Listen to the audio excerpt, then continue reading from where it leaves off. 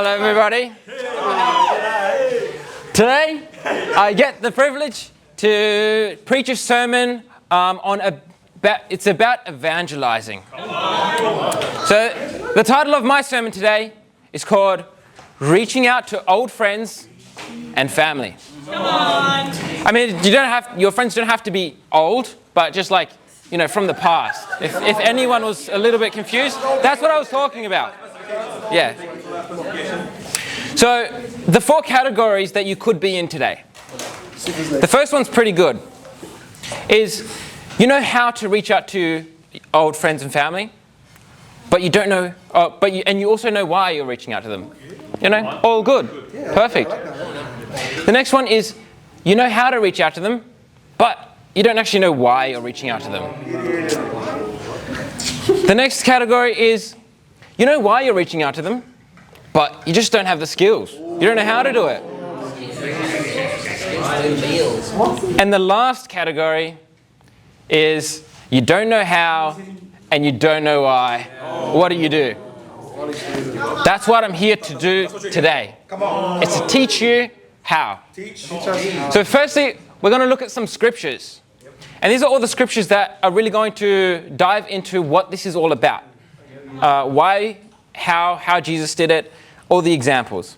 And I'm going to read a few scriptures. The first one to turn to is John 1, 41 to 42. Come on. John 1, 41 to 42 says, the first thing Andrew did was to find his brother Simon and tell him, we have found the Messiah, that is the Christ. And he brought him to Jesus. Jesus looked at him and said, you are Simon of John, the son of John.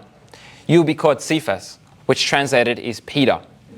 See, the first thing that Andrew did when he saw Jesus was got his brother. John 1, 44 to 46. Philip, like Andrew and Peter, was from the town of Bethsaida. Philip found Nathanael and told him, we have found the one Moses wrote about in the law, and about whom the prophet also wrote, Jesus of Nazareth, son of Joseph. Nazareth? Can anything good come from there? Nathanael asked. Come and see, said Philip. Again, brothers. Matthew 8, 14, 15. When Jesus came into Peter's house, he saw Peter's mother-in-law lying in the bed with a fever. He touched her hand and the fever left her. And she got up and began to wait on him. John 2, 1 to 2. On the third day, a wedding took place at Cana in Galilee. Jesus' mother was there, and Jesus and his disciples had also been invited to the wedding. So they were already very close at this time, if they're all getting invited to their wedding. Luke 4, 24. Truly I tell you, he continued, no prophet is accepted in his hometown. This is a very important one because I think it's very true for us today that it's always the hardest to reach out to our own friends and family. They're the ones that have seen us through all the good and the bad of our lives. It says Luke 4:24, truly I tell you, he continued. Next scripture, Acts 1:14. They all joined together continually in prayer, along with the women, Mary, the mother of Jesus, and with his brothers. So in Acts, after Jesus' mission, you can see that all of his family are actually here, even though in the scripture before, he's not accepted in his hometown. So what really happened there? And that's what we're going to be looking into today. But I'll keep reading some more scriptures. They replied, believe in the Lord Jesus and you will be saved, you and your household. Then they spoke the word of the Lord to him and to all others in the house. At that hour of the night, the jailer took them and washed their wounds. Then immediately he and all his household were baptized. Galatians 1:9. I saw none of the other apostles, only James, the Lord's brother. So that's the scriptures. The introduction is, I want to start with the why. See, the why is the heart behind why we are doing this.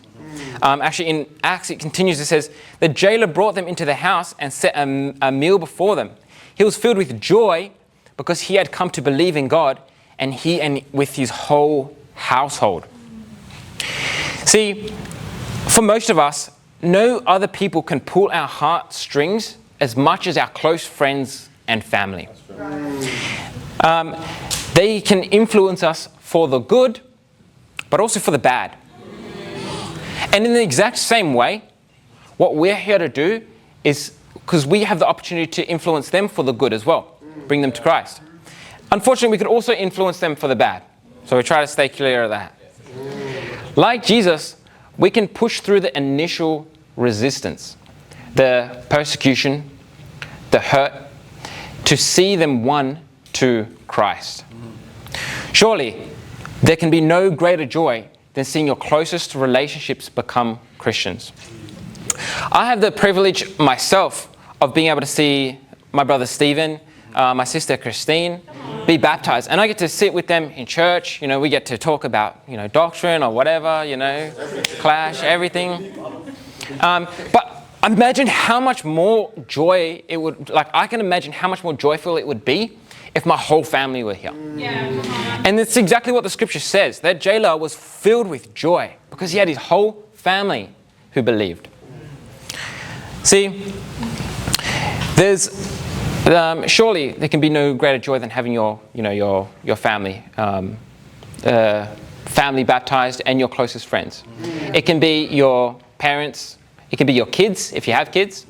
It can be your cousins, uncles, aunties, old friends, school friends, work colleagues, etc.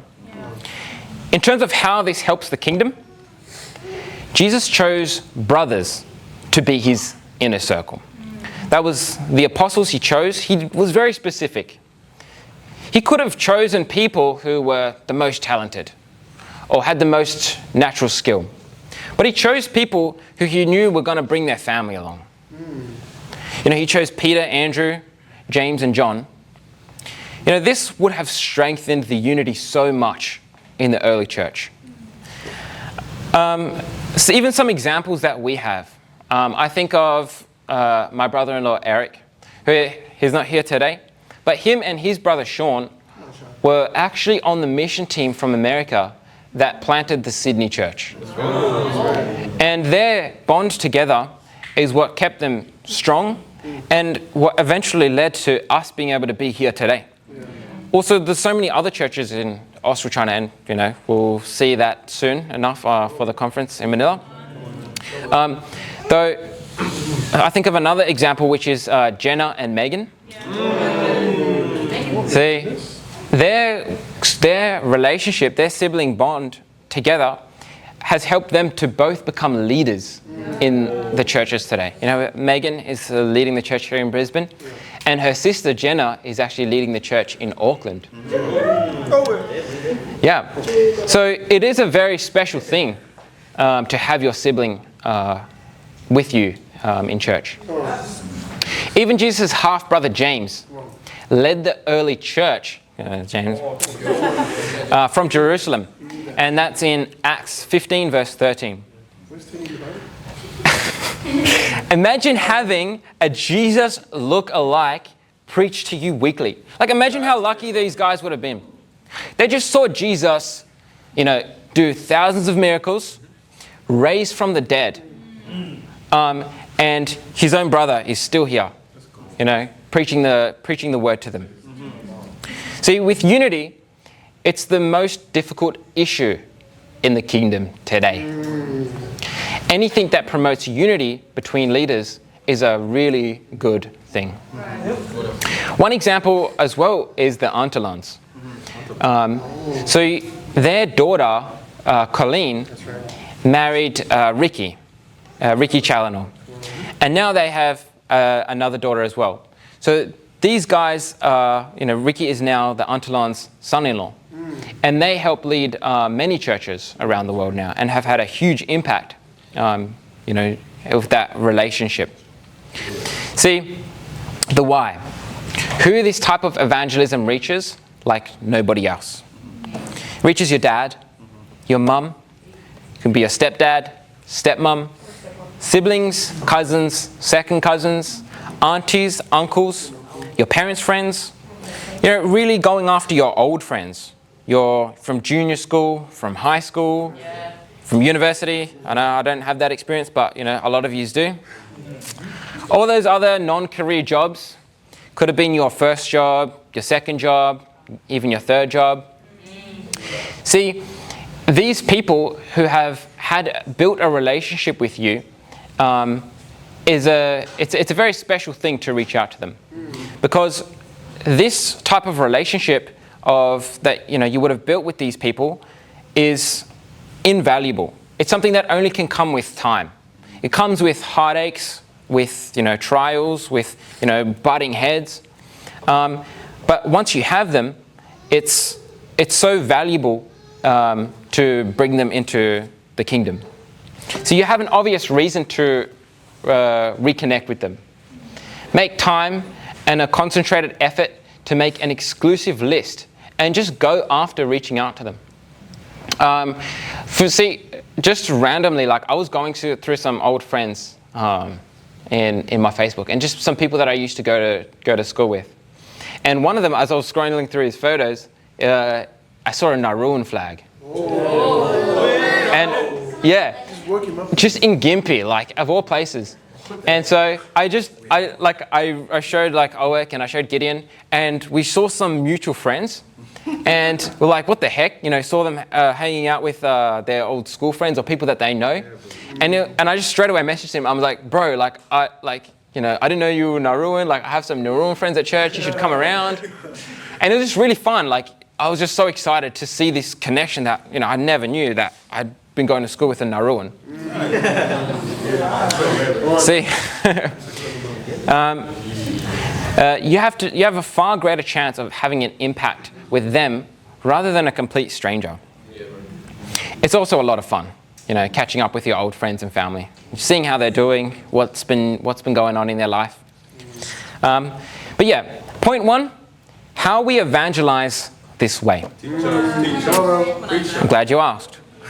Romans 12 verse 12 says, be joyful in hope, patient in affliction, faithful in prayer.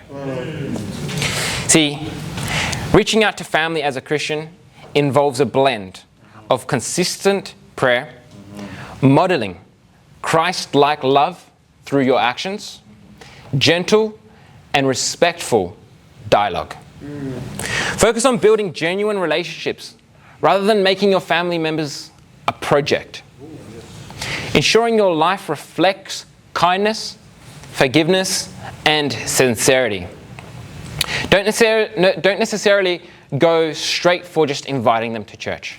You might make them feel unloved or you just have a goal in mind. But pray about it. Be genuinely interested in their life.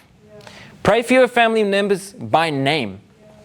I actually, remember many times just going through every single one of my siblings. And when I would pray with people, they'll be like, dang, what, this guy again, it's going to take forever.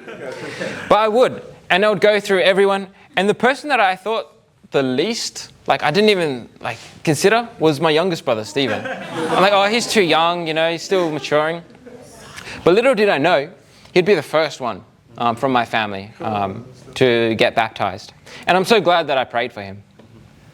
Ask God to open their hearts and minds, which often is a long-term, patient project. Live your faith. Just the silent witness. They can see your life, and they will look at your life. Let your actions demonstrate God's love. Be quick to apologize, patient, consistent in your character, showing change Christ has made in you. Build authentic relationships. Treat family the same way or with even more courtesy as you would with your friends in church. Engage in their lives, their hobbies, their interests, rather than just speaking about faith. Listen more than you speak. For me, that can be hard sometimes because I always want to just debate people, and I want to prove them wrong sometimes. That's my sin. But I know how important it is to just listen to people, listen to their problems, go through their life, engage in conversations, ask open-ended questions about their lives rather than just lecturing them. We know that lecturing people is not always going to help. You might think it helps, but it definitely does not help. Share your story naturally, as it comes. When the opportunity arises, share your personal testimony. It's powerful and it will make an impact in their lives. What Jesus has done in your life, rather than just about abstract doctrines. Be patient and loving. Understand that salvation is God's work, not yours. Your role is to love them, even if they do not agree or accept your faith. Practical approaches. Serve them. That can be, going over and just doing the dishes, cleaning up, helping them look after the kids, asking them what they need. Go shopping with them. Just offer things to them. Look for practical ways to help your family, which shows love in action. Was Michael Jackson?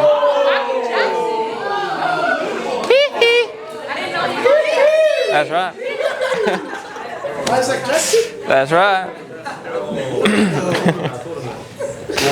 Tim. Help them with their resumes. Buy them a car. Nah, joke. Help them buy a car. All right. We're not rich. Help them buy a car. Organize a holiday to go on with your family. Be a friend. Extend your forgiveness. See, you got to resolve past hurts by forgiving them, and most importantly, asking for forgiveness, which can remove a huge barrier for them even hearing the gospel. You be the one to do whatever it takes to resolve the relationship. They don't have the same scriptures you have to resolve sin. So you need to do whatever it takes. Imitate the biblical principles we have as disciples. See, in Matthew 5:23-24 says, "Therefore, if you are offering your gift at the altar and remember that your brother or sister has something against you, leave your gift there in front of the altar. First go and reconcile them, then come and offer your gift."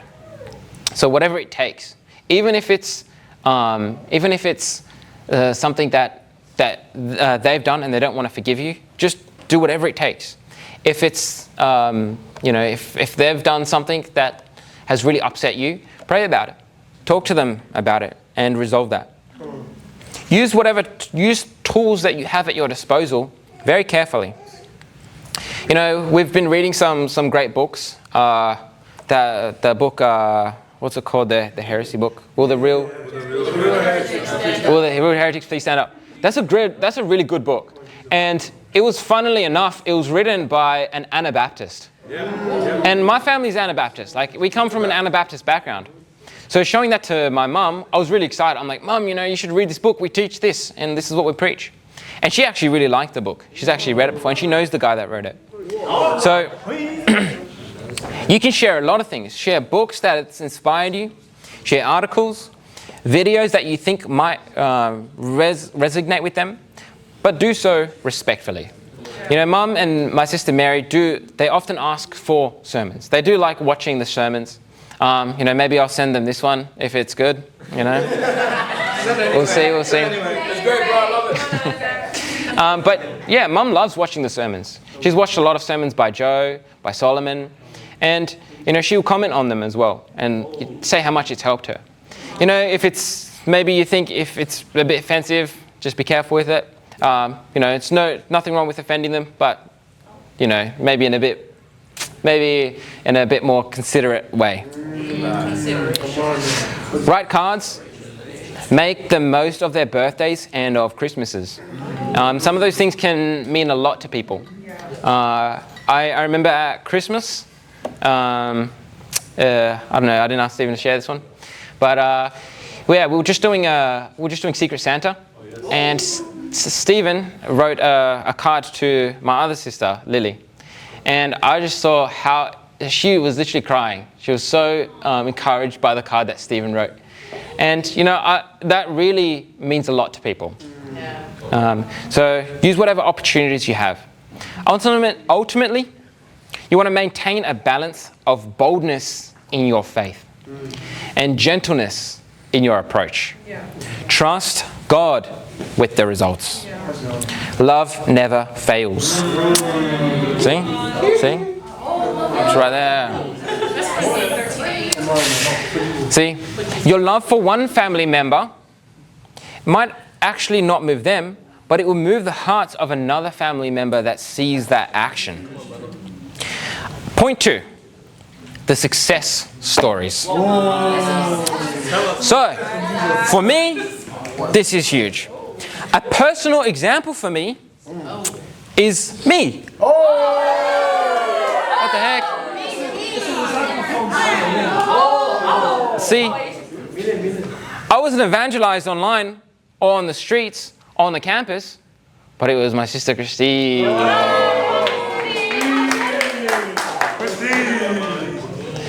See, Christine will remember this. We would spend hours driving up to Emerald together. We used to visit my sister Samantha when she was living in Emerald, and that's about an 8-hour drive from Brisbane. So she would fly to Brisbane and we'd drive together. And I still remember those trips. I remember the conversations that we'd have, the questions that she would ask me. And I was very intrigued because I never thought Christine was the religious type. I was going on my journey and I had no idea what she was doing.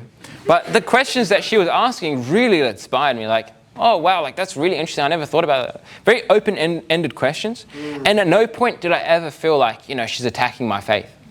It was always just very genuine questions.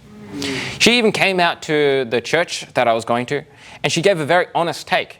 She said, this is what I liked, this is what I didn't like, this is what was biblical, this is what wasn't so very biblical. And I was like, yeah, that's a really good take. She was making friends with my friends, and just overall, I was just very happy to have her there. And that did impact me a lot. Also, my brother-in-law, Eric, who's not here right now, but I remember the conversations we had. He sat down, I remember it was like Christmas or Mum's birthday or something like that. It was at my sister's place. And I think it was around the same time. And he was talking to me a lot about like my belief in the Bible. And he was sharing about, how, people evangelize and what I think of evangelism. And I'm like, dang, that's so true. Like, I think it's so important to evangelize. And he was just showing me like, our whole church evangelizes, Isaac. Like, it's a whole cultural thing. And I was so intrigued by that. I was telling everybody at my church about, how we should evangelize. I called my brother-in-law. He's so good at it. And that's what inspired me when Christine invited me to the conference in November of 2022. I was like, let's come see this. Get some tips and tricks. And I was going to bring that back home. Like, naive, right? But that's when I really saw the love of the kingdom.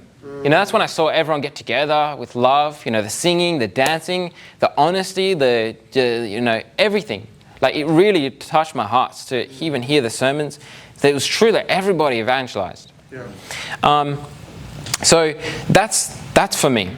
That's what won me over. And the next, it wasn't maybe about a month later when I moved to Sydney and I got baptized in 2023. See, even another story is my brother. See, through the my brother Stephen. See, yeah. So through the conversations I had with my mum, we would have a lot of great conversations just about faith, and she was very encouraged. She would always ask me a lot of questions, and she was very inspired by what I was learning in the Bible.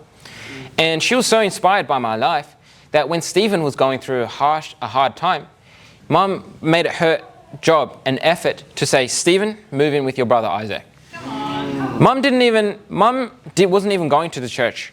She'd gone to maybe 1 or 2 times, but she knew that it was going to help him. Yeah. And it did. Shortly after, he got baptized as well. And that's through the work and the effort of my mum. So I was a place for Stephen to stay in a difficult time for him. So that's what you can be. You can be a refuge for your family. Watch out for them. If they're going through a tough time, be there for them. See, for you, it can be a reconciliation with your sister. It can be your friends. You look up old school friends. It's easy on Facebook. It's kind of funny. Sometimes you can sort of scroll back and see, what they used to look like, what they're doing now. It's a fun time, all in all. Look at old disciples, fallaways. One example is the Cleggs, who are in Auckland right now. See, when Joe came to Sydney, he reached out to them and they were going to a traditional church. And he just told them, bro, you know what's right. You know that we should be, living the way that the Bible is living, teaching us. And from that action from Joe, reaching out to these guys, now they are, they're disciples in Auckland, and both their kids, both their daughters are also, amazing disciples in Auckland. Be involved in helping others with their family. See, some other examples are our sister Carmel. So Carmel was actually invited by her non-Christian sister. So her non-Christian sister was invited to the church in London. And she then reached out to Carmel and got her to go to the church in Melbourne. Was it Sydney or Melbourne? Sydney. Another example is Chloe, who was brought by her boyfriend Sharif at the time. And, look at the Lord, they're both baptized and they're now both married the right way. Another really awesome conversion story, I think of Finn. Here's this guy, awesome guy from Sydney, originally from Wales. He's got a bit of an accent. But his mum was going through a lot. And she lived pretty far away as well. It took her 3 hours transport to get to and from church. And it was through the life of Finn, him changing from, being inside on his computer, he was a bit unsocial, to becoming this amazing loving brother. Finn, if you meet Finn, I don't know when or where, maybe some of you have, he's just the most loving brother you can ever meet. He's a beast. He's like the Campbell of the Sydney church. Yeah. So he through his life helped his mum see the change in his life and then also get baptized. Another story is Lennox helping Leslie. So we have Les here through her amazing brother Lennox. And Leslie says, the biggest thing that helped me was seeing his life. Since he was living at home at the time, I was able to see the change over time and respected how well he knew the scriptures. Overall, the combination of great friendship and trust, plus his knowledge of the scriptures and seeing the outcome of his life, was what really helped. Jess helping convert her brother Jordan. And Jordan actually reached out. Jordan he's a funny guy. He's a really funny Aussie guy. He was actually the first disciple to evangelize me. And I didn't even know, aside from Eric and Brian, who came over, and Christine and my family, Jordan had messaged me a few years before I got baptized, just on Messenger, just out of the blue, nowhere. And when I came to the conference, he's like, by the way, I messaged you a few years ago. I was like, what? And I actually went through, I was like, what the heck, you actually did? And I responded, I had no idea who this guy was. It was so random. I did not know he was evangelizing me, but anyways, it was funny. So Jordan says, she first invited me in 2018. I had a girlfriend. When we both visited Sydney, she wouldn't let us stay at the same place and sent me to sleep over at the brother's place, which upset me. We then visited church the next day. A year and a half later, when I visited Sydney again, she brought me along to church, but I still wasn't interested in God. A few months later, I was visiting New Zealand, and she flew over to visit me and my sister and I for Christmas, and brought us to church there in Auckland. And once we visited, I was able to see the love of God through the family they had there. I then studied the Bible for the next few weeks and lived on Sean and Tegan's couch for a month or two. Jess flew over for my baptism and visited my cousin in New Zealand again. A few days after my baptism, she showed me a post-it note from a year earlier that said one of her goals that year was to baptize her brother. And she revealed that she had been praying and fasting over a year to see that happen. She also asked so many of the church members to pray for her brother to become a Christian as well. So not only is it through your prayers and fasting, but it's from the whole church. If you really want to see your sibling or parent baptized, pray about it, but also ask us to pray about it. Like, everyone here is a family. And we all pray for things together. So put your request out there, and we'll all be more than happy enough to pray to see another family member get baptized. Megan helping convert her sister Jenna. See, Megan was from Jenna. Megan was not reactive to my sin. She didn't judge me, but won me over by her love and action. Keep bringing it up. All right. It says, by her love and action, not her words. She fasted from her favorite foods for months and months at a time, quietly. When God softened my heart after a Sunday service, she immediately took action that day and made the most of the opportunity by asking me to pray with her by the river. She got me before God. I studied the Bible, and a week after that, I got baptized the next Sunday. Come on. See, in conclusion, the title of the sermon is Reaching Out to Old Friends and Family. The why? Imagine sitting here next year with your family member, your mum, your brother, your sister, your old school friend. The how? Have fun. Make a list of old friends and family members and reconnect with them. Just do it. Just do it. Just do it. Just do it. Yep, that's rapture time. The fruit. Start with the family that live in the city with you. Invite them to church this week and go for lunch. With that, that's my sermon.